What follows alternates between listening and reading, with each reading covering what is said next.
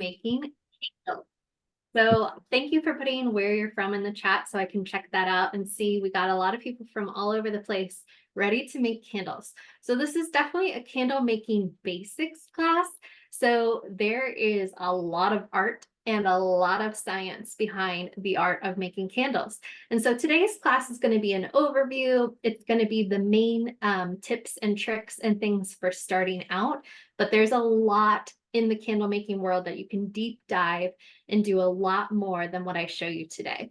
So at Michael's right now, we have a really cool selection of vessels, things to hold the candles. We also have a really cool collection of fragrances and also different colors to dye your wax. And of course, we have plenty of wax, plenty of wicks, and plenty of everything you need in order to make your own candles. So what we're going to do together is we're going to be using soy flakes. So you can buy these in 2-pound bags. A 2-pound bag will last you for a while and will make a lot of different candles. Now, you'll notice a lot of times if you Google things about candle making, there's not going to be a lot of exact 2 pounds equals this many candles, because as you can imagine, every kind of wax and every kind of candle holder is going to be different. So people don't want to say you're guaranteed to make 20 candles out of this particular bag of wax because they don't know how big your candles are going to be. They don't know how much you're going to pour. They don't know if you're going to accidentally spill something. So there's not a lot of exactness to how many equal how many. But again, once you get into this with lots of experimentation, you'll figure out what's just right for you. But a 2-pound bag is more than enough to get started. It's actually enough for me to kind of host a little get together with some friends that all of us make several votive candles and kind of go home happy. So that's good to know. And some of the things I'm going to show you today is definitely we're going to be making some jar candles. So a jar candle is just what it sounds like. And we have lots of different jars that I can show you. We're going to be using that soy wax to make a really nice, economic, and eco-friendly. So waxes, again, if you deep dive into this, you're going to find out that some waxes are better for the environment or less detrimental to the environment by the way that it's found, the way that it's made, the way that it is gathered. So keep that in mind and see what wax is right for you. Also, they burn differently, they add scent differently, they add candle color differently. So there's lots of things, again, a lot of experimentation, a lot of science. You can really go crazy and deep dive into this hobby, but this is just a beginner level. So we're going to be using some soy. We can fill up some jars. We can also use molds. So this one I used a mold to make this pillar candle. And then over here, you'll see me too working on a votive candle. And this is something we're definitely going to do together in class today. So if you're making votive candles and you're just making different colors and different scents with a bunch of different friends, that 2-pound bag of wax is going to be plenty for all of you to go home with a couple of votives. So another thing that you can do with wax in lots of the different molds that we now have at Michael's are wax melts. So I don't know if you've heard of wax melts before, but wax melts, these are in the fun shape of like little gummy bears, and they're absolutely adorable. But if you have one of those burners, or not a burner, but a warmer, a wax melter, what, I don't even know what it's called right this second. Tell me in the chat if you know what I'm talking about. But you can melt wax, and it's the whole purpose of it is to let that fragrance escape into the room and for you to have a really nice scent in your home. So these wax melts are not meant to be lit on fire. They're just meant to kind of melt. Thank you, a wax warmer. This is why a chat is really great during this live class. Thank you for helping me out with that. So a wax melter is good for these, and it really just releases, it heats them up to just the right temperature to release that scent into your home so that you can enjoy. This is a particular cinnamon flavor that I put into this wax. So we're going to be talking about some molds. We're going to be talking about some melts. We're going to be talking about filling different jar candles or votive glasses. And we'll talk about wicks. We'll talk about colorants. We'll talk about lots of things. So if you signed up for this class, there was a shopping list. And in the shopping list, I gave you basic jars to make jar candles. But we do have some really awesome new vessels that I wanted to show you. So this one is this iridescent pink color. I love it. And what I love about these new jars too is that they come with this wooden lid to it that fits on really nicely, that you can keep it closed if you're not burning it, and if you want to kind of keep that scent. What's also nice about these is that it's an unfinished wood surface. So if any of you, like me, are into wood burning, you can really personalize these candles by doing some wood burning. And then this makes for a really nice wedding gift, a really nice centerpiece, a really nice Mother's Day gift, or any kind of special occasion. You can personalize it with a little wood burning, or even a little vinyl if you're a Cricut fan. So keep that in mind. I love that wooden surface. That's a new kind of added feature. We also have some new jars that are glass. These are glass jars, but I love this amber color. And we have a black matte color too, similar to the iridescent, but this one is matte. So you can have a really nice, sophisticated look, very modern. We have jars that come in like a silver color, and we have the jars that come in this black color. What I love about the jars too, is that these little tins, is that you can use these for lots of things besides just candles. So what I like about these is that even if I'm not going to use them for candles, this is a good purchase for me because I can also make bath salts. I can also make body butter. I can also make some of those other kind of bath and body sort of things that you can, and keep them in this jar. So this jar is very multi-purpose. I mean, you could potentially do the same thing with a glass jar, but I highly recommend these tins if you're going to do some of those other kind of gifting. So I told Rashmi before we started the class too that I have a bath bombs class that's already up on YouTube. So if you're into this whole sense and into the extravagance of just relaxing, then you can go ahead and watch that bath bomb video too and learn how to make your own bath bombs. Another good option for gift giving.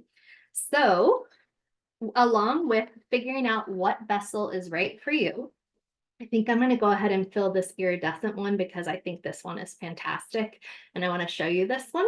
I have over here, you might be able to see something that's kind of akin to a giant crock pot. And this is the way that I'm currently melting the wax for this particular class because I'm going to be doing lots of different things and I want a large amount of wax.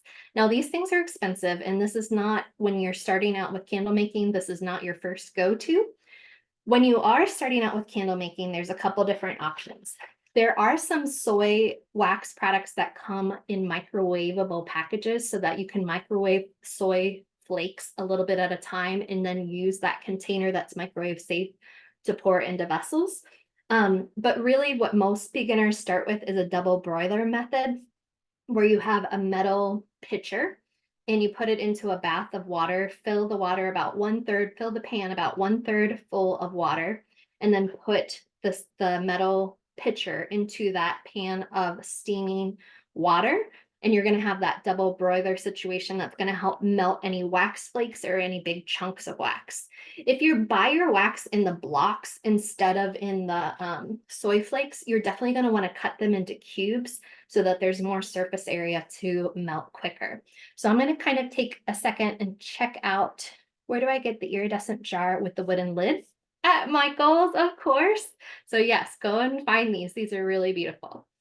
Any other questions? Can we use pure beeswax? Absolutely. You can use any kind of wax that you want to. I'm showing you soy today because I think it's the most affordable. And I also think that it does really well with all the products that I'm going to show you today. So different waxes play differently with different fragrances and different colorants. And so I know that the soy wax that I'm using today is going to play really well with all of the other things that I'm using today. So a little bit of scent. Somebody said they once put 100 drops of oil. And yeah, that's going to be a lot of scent if you have 100 drops. Okay, so next what I'm going to do is I'm going to talk about making a jar candle. So in this jar candle, you're going to need a wick. We sell lots of different sizes of wicks. We sell small, medium, and large, and then we also sell some that have just, they don't have the clips at the bottom. It's just the wick material, and you can cut it as long or as short as you need for various projects.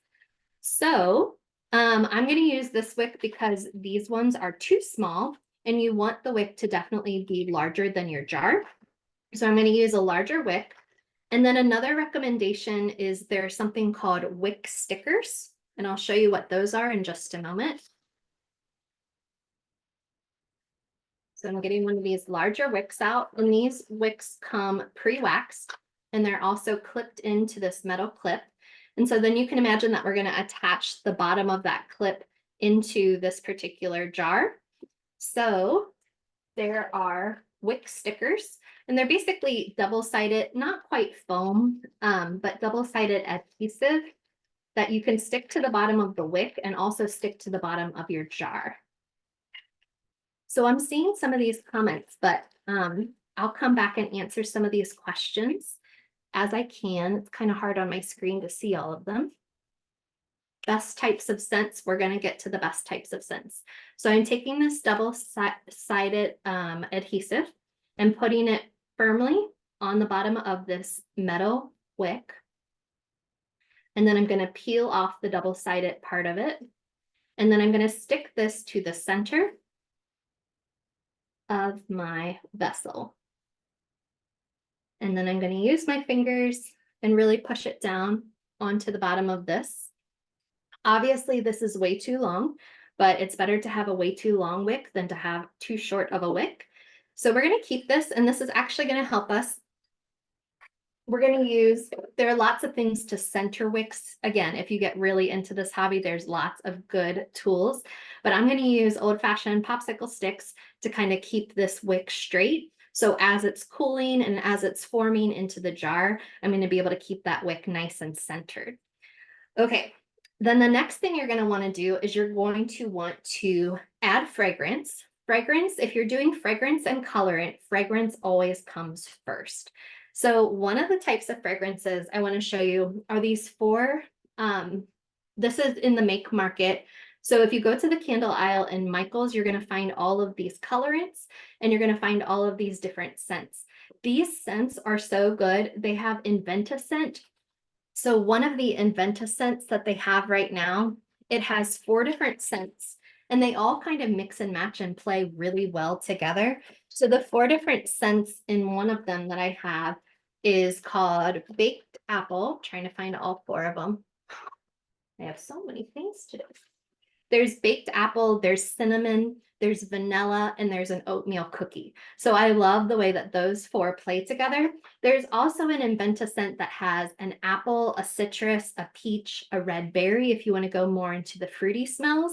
I know there's an earthy one too that has some sandalwood and some of those other earthy kind of smells.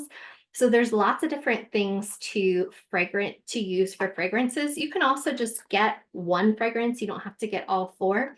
But they all come in these little bottles that are specially formulated for the soy wax, and they have these little droppers so that you can just put a couple of drops of fragrance in. So if you were making these at home right now while we're getting started, you'd be warming up your wax. You'd pour some of your wax flakes in as much as you want.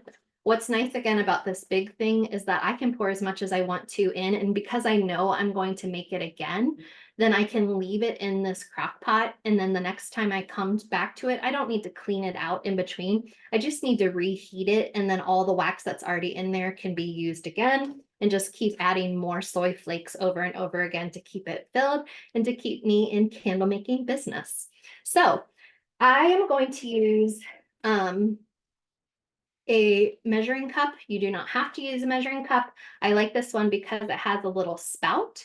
So you can heat things in the microwave, you can heat things on the stove, but you must be careful because when wax spills onto any of these surfaces that involve food, that's not going to be good for you. So you do have to be very, very careful. It's a lot of times nicer and easier, if possible, to keep your candles with your candles and keep your food with your food and try and keep everything separate. So I have this little mixing cup or measuring cup that I'm going to go ahead and let some of this wax pour out. So you can see me just pour some of this wax, and I'm kind of taking a look at how much of this wax I want to be able to fill this jar. And I know that jar is about an 8-ounce jar, so I'm kind of matching that 8 ounces in this. And next I'm going to be adding some fragrances. Here are my 4 Iridescent. I have sweet vanilla, oatmeal cookie, cinnamon, and baked apple. So I'm going to kind of play with these. So for this amount of wax, I wouldn't recommend more than 10 drops of fragrance. So again, there's a science to this. There's also a science to how hot this should be. So if you get really into candle making, you'd want to check the temperature of this wax, and you want to add the fragrance when the wax is about 185 degrees Fahrenheit. So you would use one of those, again, thermometers. It's kind of like a candy thermometer, but keep your candy separate, keep your wax separate, don't mix and mingle. And so, yes, this measuring cup is plastic just because I'm not going to keep it in here for very long. A glass one or a metal one would be awesome too, but I'm not going to keep this hot wax in here for very long, so it should be okay. So I'm going to use a couple of drops of cinnamon. So I'm going to use this eyedropper, and I think I'm going to put 1, 2, 3, 4, 5, and cinnamon is going to be my base flavor. And then I guess I shouldn't say flavor, I should say fragrance. And then I'm going to use some sweet vanilla to go with that. And I'm going to drop 2 drops of the sweet vanilla. And this is the first time I'm using the sweet vanilla, so it has one of those metal seals to it. Ooh, this smells really nice. I hope that you're able to get some of these. I put in 3 drops of sweet vanilla so that my cinnamon was a little bit stronger. And then I'm going to take a popsicle stick and I'm going to stir this. You can also take some kind of metal spoon or something like that. Well, since I have it, might as well. So again, there's a science to this part. So serious candle makers will tell you to stir this for 2 minutes. Beginning candle makers like myself will say to stir it for a while or stir it for a little bit, But there is a science between how many drops of fragrance you put in here, how much the wax can handle. There's a load amount, a load capacity. So you can't overload the wax with the candle smell, or else it kind of messes up the properties of the wax. So there's a lot of science behind it. Great question. So someone just asked the perfect question in the chat, and it says, can I use the scents from soap making? And the answer is no. You cannot use the colors and you cannot use the scents from soap making or from bath bombs or from any of those types of activities, because those colors and those smells are tested on purpose to work on skin. So they won't dye your skin. They need to be a certain kind of dye that they're not going to dye your skin when you put a bath bomb into your water. But that same kind of dye isn't going to work in wax. So you cannot use the same, there's a separate category of things for things that go into soap and things that might touch skin. And there's a separate category for things that go into candles and wax and don't need to be tested on skin, which means there's, again, possibilities for allergies and things like that. So you always need to be careful and read labels. Essential oils can be used in wax and can be used in the other products. So essential oils, if they are true essential oils, can be used. But again, they're much more powerful than the ones that are formulated for the wax. So the directions in how you use essential oils are going to be different than the directions that are on the back of the scents and on the back of the colors. So now that I have this fragrance added in, I'm smelling some strong cinnamon with a little hint of vanilla. And I'm going to add some true red to this. So there's these colorants also. You might want to be careful with the dyes, and I'm just going to wear a quick pair of disposable gloves so that I don't make my fingers bright red, just in case. It's easy for the color to slip down the bottle, and then if I keep touching it, I'm just going to make a mess on my fingers. So again, I'm going to do about 5 drops of this red. 1, 2, 3, 4, 5. I can do more or less, but I'm going to go with 5. And I'll cap that back up so I don't spill. If anyone follows my personal YouTube, or not my personal YouTube, my personal Instagram, I had a story the other day about how when you're beginning candle making, sometimes you accidentally make spills and have accidents when you are learning. And so I had a very red cinnamon wax accident on the floor of my kitchen the other day. Luckily, it was on tile and it was easy to clean up, but it happens when you're learning. So I've just added in the color about 5 drops. I'm getting this really nice red color. You can imagine that this is going to lighten and have a little bit more of a pink kind of feel to it, but it will be pretty dark, all things considered. So now I have my iridescent jar, and I'm just going to take this measuring cup, and I don't really need to worry about the wick yet. It's fine if it kind of lays to the side.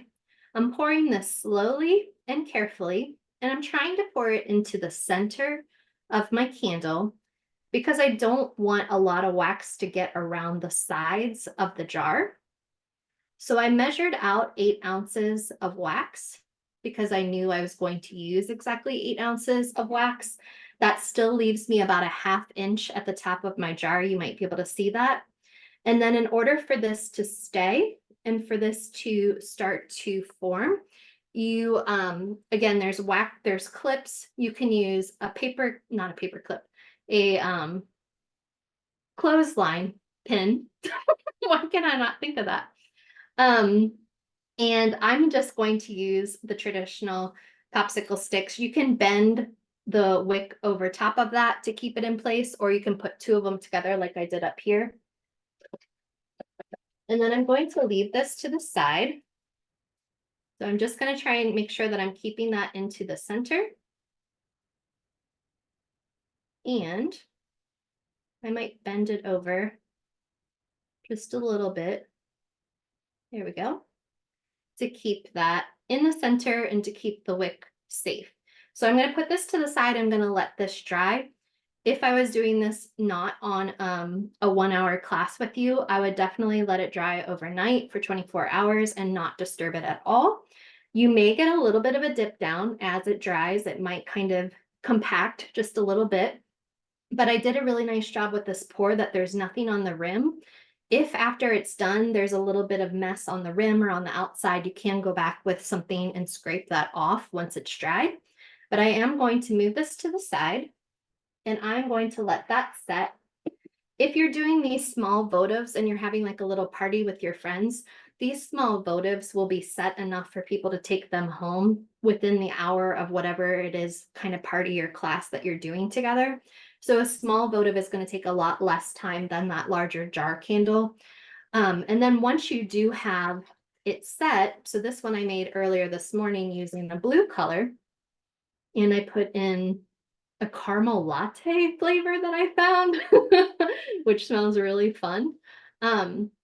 So I can clip this wick because you don't want to leave this large of a wick because you're going to have a very big flame and you don't need that large of a flame. So I will cut that wick down to about 1/4 of an inch higher than the wax itself. All right, so that was our first candle using the jar candle method. Let me take a second and ask some questions. How long should the wick be above the liquid? Again, I think about 1/4 of an inch, maybe a 1/2 inch, but 1/4 of an inch at the least would be a good idea. Let me see some of the other things you're asking. My Instagram handle is 4M Coleman. So if you want to see the mess that I made on my kitchen floor, you can go to that. How long should if our candles are tunneling, is the only solution getting a thicker wick? Great question. You don't have to get a thicker wick, but you can think about putting 2 wicks into your vessel. So these jars that I'm showing you right now are probably the perfect size for 1 wick. If you start getting wider, so if you have this kind of width rather than this kind of width, you're going to start needing at least 2 different wicks to come up in order to have a really nice burn and have that nice puddling effect. That's going to keep the candle actually working. So yes, if you you don't necessarily need a thicker wick, you probably might need more than 1 wick might be the problem. Rashmi, are there other questions that I'm missing? How do you prevent crystallization once the wax has solidified? Great question. So honestly, you can't. And honestly, it is a lot of just the aesthetic of it. It does not affect, what they're talking about is how there's a little bit of white kind of almost crystallization that comes from the soy wax. So as the soy wax settles, it kind of has a little bit of a waxy layer to the wax itself, if that makes any sense. But that little bit of white that shows up is really normal in a wax soy candle. So there's not a lot to do. You could, of course, heat it on the sides and make it all burn so that it's that darker red color rather than a little bit of the white. But honestly, it's just for aesthetics. That white little crystallization that does happen isn't going to change the effect of what it smells like. It's not going to change the way that the candle burns. It really is just an aesthetic thing. So again, if you switch to a different wax, you might not have that problem, but there are other problems with other waxes. So just something to keep in mind. Let me see some of the other. I think we missed this question by Natalia. She's asking, why do rises occur in soy wax after casting? Why do what? Why do Rises, RISES. why do rises of the soy? I don't think I'm catching what you're saying. Let me see if I can find it.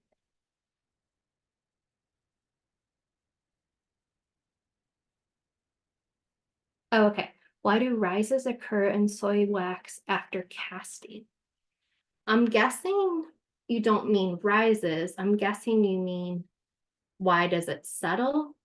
But I could be wrong. So ask that question again if I'm misunderstanding you. But it will, and you can imagine that as it's setting, it is going to compact a little bit from gravity. So that's going to keep a little bit of a rim. So that's something to kind of keep in mind. I don't think it'll go up. If anything, it'll kind of go down. And you can always remelt to kind of prevent that too, or add a little bit at the end, just knowing that if you ever do some add-ons or some remelts, it may or may not work. A lot of this is experimentation. We have some good information in the chat. People are helping each other out with double broilers, talking about the jar with the iridescent color. I love that jar. And it definitely has the wooden top that I really like too. Lots of good scents. Can you heat it in the microwave? Yes, just be careful what you're doing. I came in late. What does she have melted once inside of? Where is she pouring it from? Great question. So while we're taking a second to answer some questions, I am going to add some more flakes into my crock pot. It's basically a big crock pot that has a spigot. This is a pretty expensive tool. It runs about $100. But if you are serious about this, or you think you're going to be serious about this, it's a really nice investment. So I'm just adding some more soy wax flakes to the soy I already have in here. And I'm going to use a metal spoon, and I'm going to just kind of keep stirring this in. And this is on a very high setting. It's about 200 degrees. So it's melting this wax for me. Those flakes that just went in are already liquefied, and they are doing great in here. So again, if you are very serious about your candle making, you are going to want to buy a thermometer as well. But if you are just starting out, really you need something to melt your wax, which could be just the pitcher into a double broiler method I was telling you about before. You need a bag of wax, you need some wicks, and you need something to put your candles into, some kind of jars, some kind of tins, or some kind of molds. So the next thing I am going to talk about are molds. And I told you at the beginning of the class that we have these really cool wax melts that are in molds. So we are going to take some of those and we're going to make some of those together. We have lots of different new molds that are absolutely stinking adorable. So these ones are like cookies, cupcakes, slices of apple pie. So you can imagine that you can use the baked apple scent and have some apple pie little melts. And then that apple pie scent can kind of fill your room on a wax melter. These are some tea light molds. So what's nice about the tea light molds is that it has this wick or stick in the middle. It's not a wick, but because this is a mold, you can imagine that when you punch this one out, it's going to have a nice hole in the center of it where you can place a wick to make your own tea lights. What I've been thinking about doing with these, but I haven't done it yet, is that you can make lots of different colors of these tea lights. And because they all have that hole in the center, I'm thinking about stacking them all up on the same wick and kind of making a multi-level, multi-color candle. I think that would be really cool. I haven't tried it yet, but I think that that would be really awesome, and just have a really long wick that goes down through that. Might even have different fragrances as it burns too. I'll let you know if I end up doing that. This mold has pretzels, croissants, waffles, and toast. So if you want a breakfasty kind of theme, or if you have some scents that make sense with that, like I was telling you, there's a caramel latte scent. So maybe you want a caramel latte scent in the shape of a croissant, and you can make those. We also have ones that are the gummy bears, which are the ones that I used before. And we have some fruit ones that have mandarin oranges and either limes, oranges, blueberries, strawberries. So there is a scent, invent a scent pack that has some citrusy flavors or citrusy fragrances. So you can add those and have those wax melts in kind of that theme too. So I think that that's a really fun way to do it also.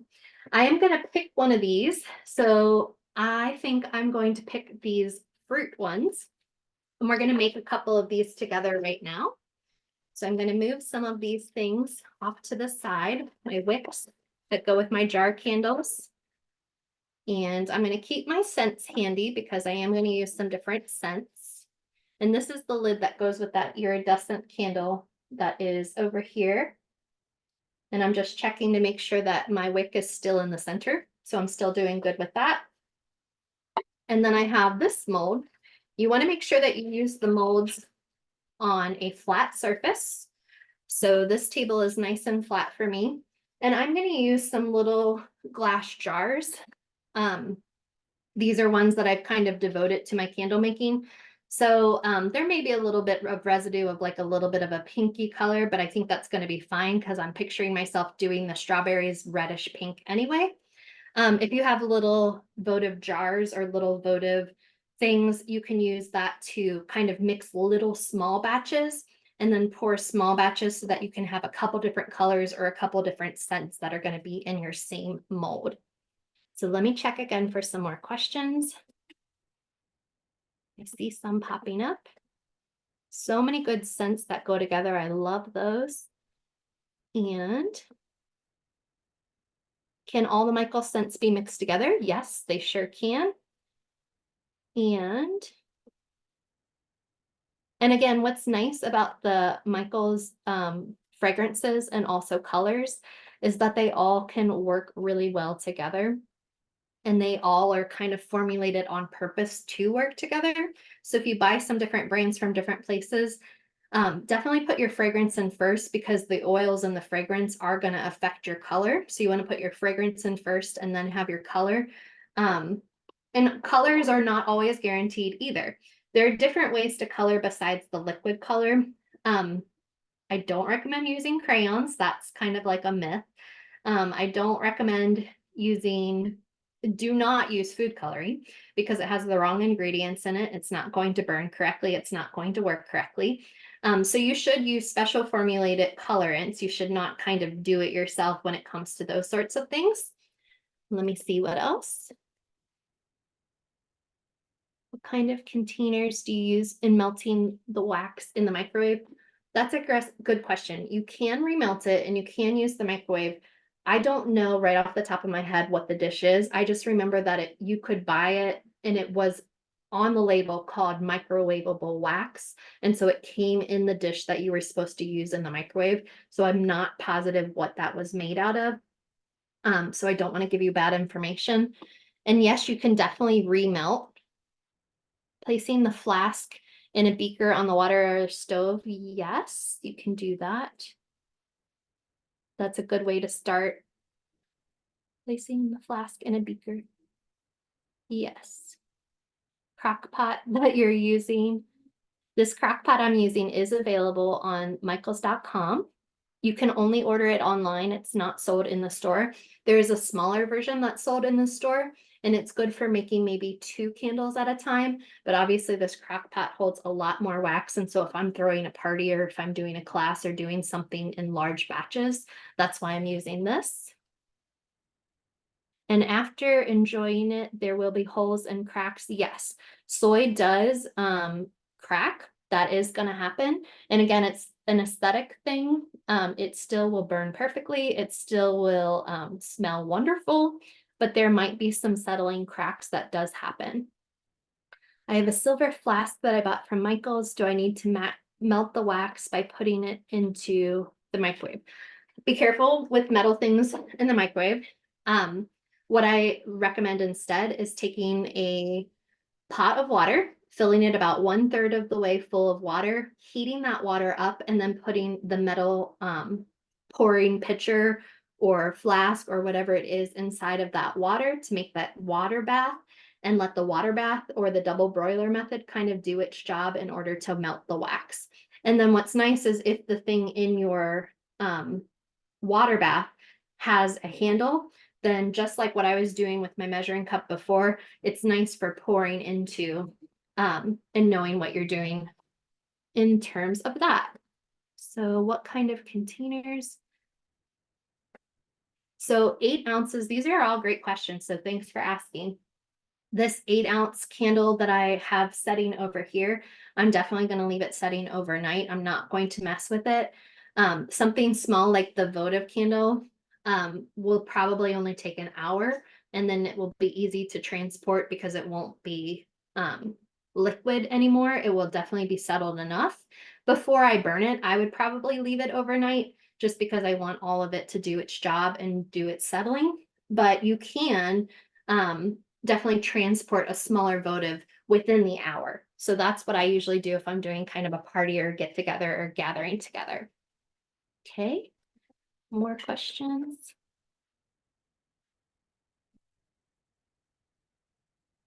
All right, I think we're doing okay.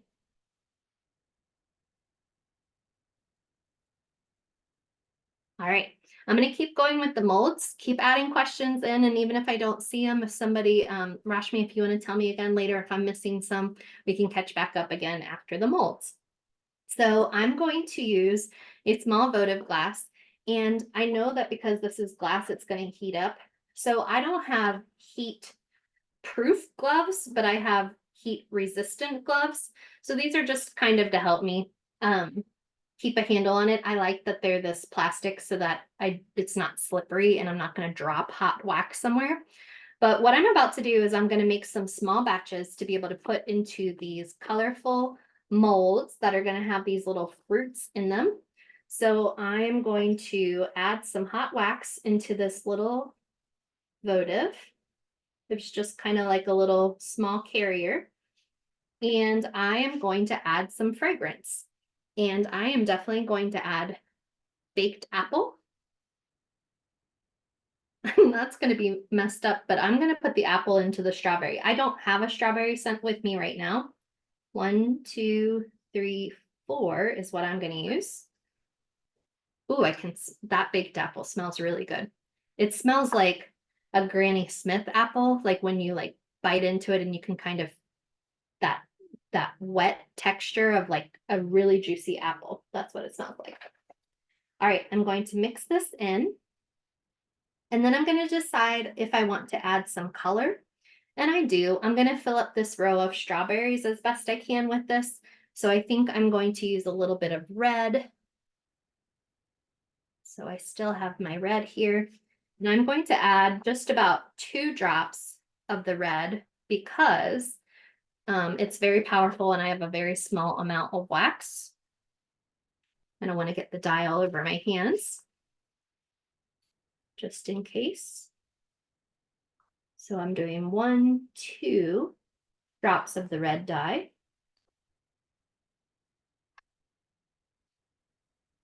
And I'm going to mix that in. You can see me swirling this up. It will dry a little clearer than this. And I'm going to take this and I'm going to pour it into the molds. And if it goes over top, that's okay. But you just want to pour enough. There we go.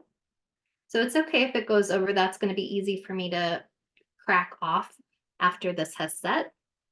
But I'm going to fill up as best I can. I do have a surface. I have something protecting my table on here because my pouring is poor today. There we go. All right. So I can leave those. Luckily, I have something protecting this because I did a little bit of spilling with my pouring. What I'm gonna do next is I'm gonna go down this next line, and they're kind of almost like blueberries or little like grapes. So I'm going to add a little bit of color to this red that I already have. I'm gonna add a little drop of blue to try and get like a purpley color.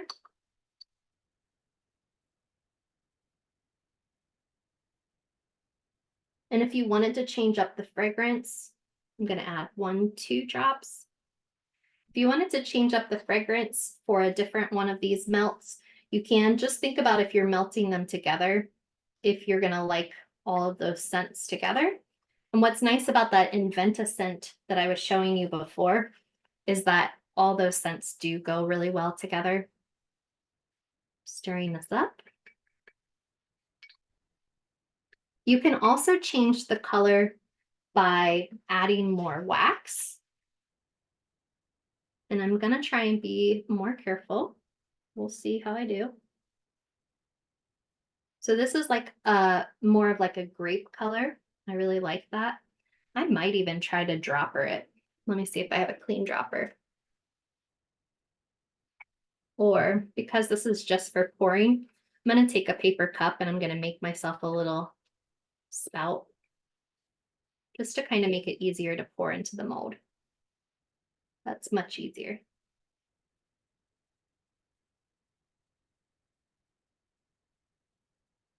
I love this color. It's a little different than the red.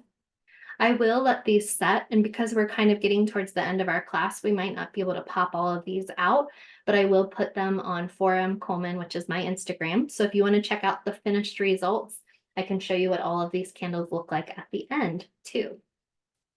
I'm going to change the color again, and this time I'm going to add a little bit of yellow.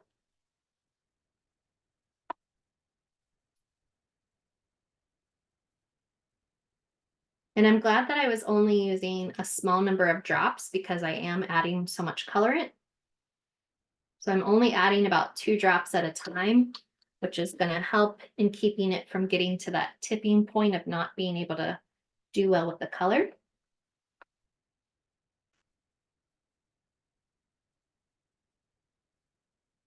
And these next ones on my mold are kind of looking like mandarin oranges. And I don't quite have an orange color, but I kind of like it still. And they'll look really pretty next to each other in a wax melter.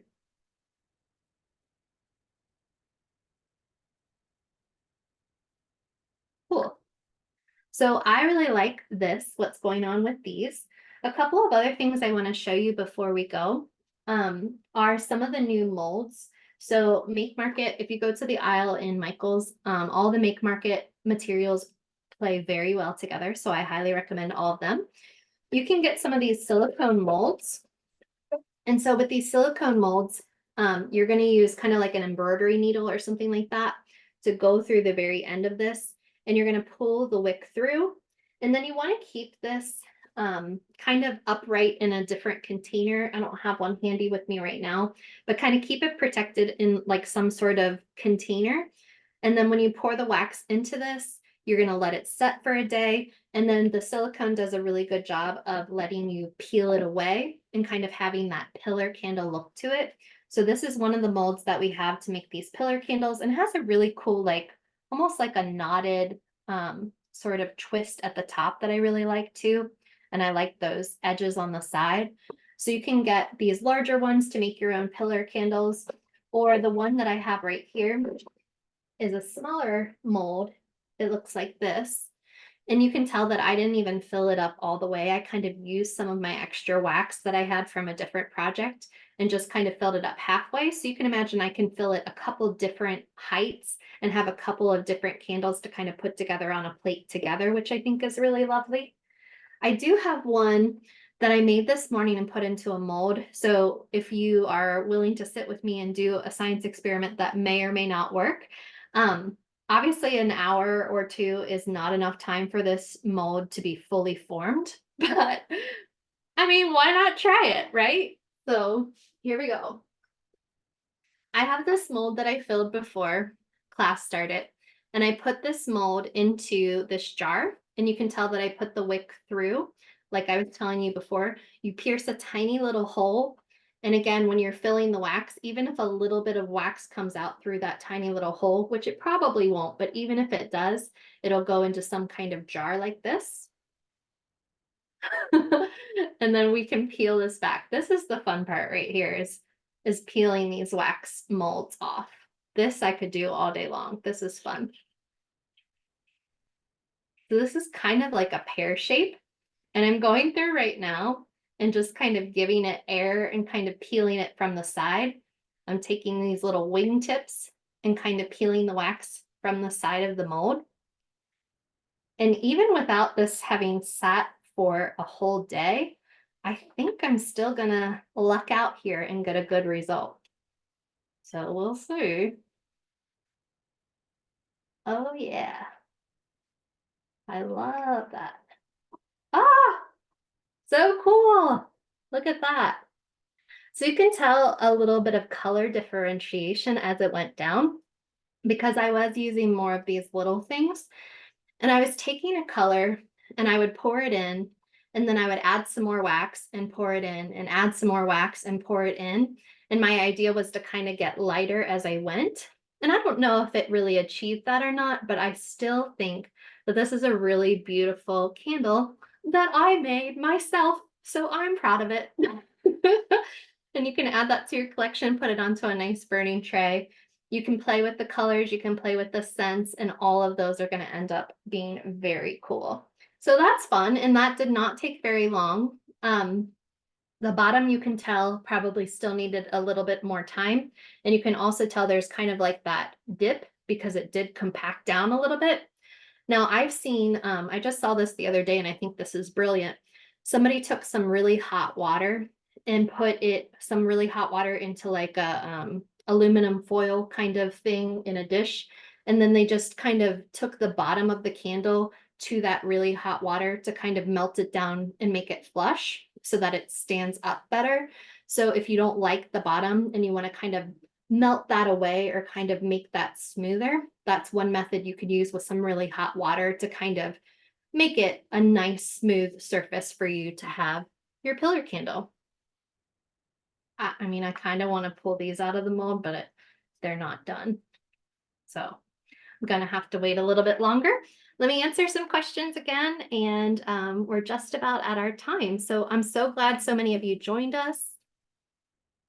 What temperature range? Let me see if I can pull this chat out. There we go. So I've seen chips at Michael's for candles. I think that you are meaning color chips. There are color chips you can use rather than the liquid, because you can imagine that too much liquid at some point is not going to do a very good job. So if you want a super dark color, you might want to use these chips of color because then they're not adding as much liquid and they're not messing up the wax chemistry. So that's something to consider. What else? Something about crock pot that I'm using, yes, is available. There will be holes and cracks. That does happen with wax, with soy wax especially. Can you recommend how much oil to add to a 32-ounce jar? On the back of the fragrances and on the back of the colors, they will tell you, for example, this is the color dye.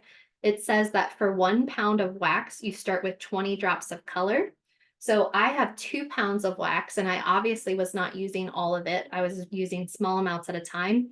So you definitely want to use, since it says 1 pound is 20 drops, you definitely want to use less than 10 when you're using smaller batches. But again, that's a lot of experimentation to figure out what color you like, how dark you want it to look, how much you care about, is it a candle that's meant to be smelly and beautiful, or is it a candle that's meant to look nice somewhere? So all of those things, take that into consideration. What temperature? So if you are start to get really into this and want to buy a thermometer as well, you can definitely check the temperature range of the wax. Depends on what wax you're using. So again, everything is dependent upon what wax, how much. So all of these directions kind of change a little bit depending on what you're using. but they usually say around 185 degrees Fahrenheit is where you add your fragrance. And then you might want to let it cool a little bit like that. So me stirring is actually allowing for the wax temperature to cool a little bit more, because you want to let it cool a little bit more before you pour it into the jar. Also, while you're pouring, you can kind of do some like checks to make sure you're not getting any bubbles, especially in terms of the molds. Pour your wax very, very slowly so that you don't build up a lot of bubbles or things that could potentially mess up the wax mold by having some air pockets in it. So take your time when you're pouring your wax, and make sure that you're pouring it into the same place so that you're not getting a lot around the sides and things like that. What else? Chips. Can you put your Instagram? The Instagram is 4M Coleman. What happens if you add too much scent to the candle? One idea is if you add too much scent to the candle and it's still in a liquid form, you could find a larger vessel and you could add more wax and pour it into a larger vessel. And then that can kind of diffuse some of that scent by adding more wax for it to go to. If you drop too much fragrance at some point, that's not going to necessarily work with the wax. So yeah, you can watch this video again if you're able to purchase some of these materials and you want to try it again with me later. This video will be on YouTube on Monday. So how do the 3 colors in layers in the mold, how do you have like 3 colors? Yeah. So if I wanted to do this on purpose to have layers or have stripes, I would leave one layer and let it sit for at least an hour, maybe 2. And then I would do another color and let it sit. I would do another color and let it sit. So to do any of those layered candles, the people who are making those have spent a lot of time making your candle. So that time of just letting it set is very important in making those layers happen. Anything else? Starting out, recommendation on how much scent to use. I'm having an issues where the scents aren't lasting throughout the full burn. So it sounds like you are not a beginner candle maker. It sounds like you are a little bit more intermediate. So for you, if you're trying to really let that scent last longer, that is where those temperatures and doing a little bit more deep diving onto the science of when to add the fragrance and how many degrees to add the fragrance at, that's when you get a lot more specific in your candle making to make that burn much more even throughout the whole entire candle. So it sounds like you're an intermediate candle maker. I bet you didn't even know. What else? The candle, the colored chips. It's kind of like mica powder if you've ever used that in any resin projects or anything too, but they're little chips of color and they melt into, they kind of dissolve or melt into the hot wax. And then you can just stir them up the way you would with any other colorant. So I am so happy that you joined me today, and this is a great start for our beginning class. We were able to make a jar candle. We were able to talk about molds and candles with making these molds. We were able to make some of these really cinnamon smelling wax melts that you can put into a melter, and then you can have that fragrance in your house. And you can also make some really awesome votives. So with this one, I can trim that wick down and have a really nice votive that I could put a little bit of twine around, have a little charm on it if I want to give it as a gift, or if you just want to keep it and burn it, you are absolutely welcome to. We have the large jar candles, so if you want to make any kind of devotion candles and things like that, everything you need for your candle making dreams to come true is at Michael's. So thank you so much for joining me. I will see you again soon.